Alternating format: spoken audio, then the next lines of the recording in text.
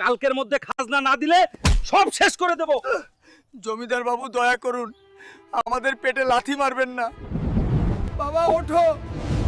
তুমি চিন্তা করো না, টাকা আমি দেব, কিন্তু বাবাকে ধাক্কা হাত ভেঙে দেব তোর। ম্যানেজার বাবু, আমাকে একটা কাজ দিন, অনেক টাকার দরকার। কাজ? তোর মতো দানব কি কাজ করবে? ভাগ এখান থেকে। কি বললি ম্যানেজার? আমার মতো দানব কি করবে? দেখ, এবার সবগুলা ইট তোর মাথায় ঢালবো, তারপর দেখি তুই কাজ দিস কিনা।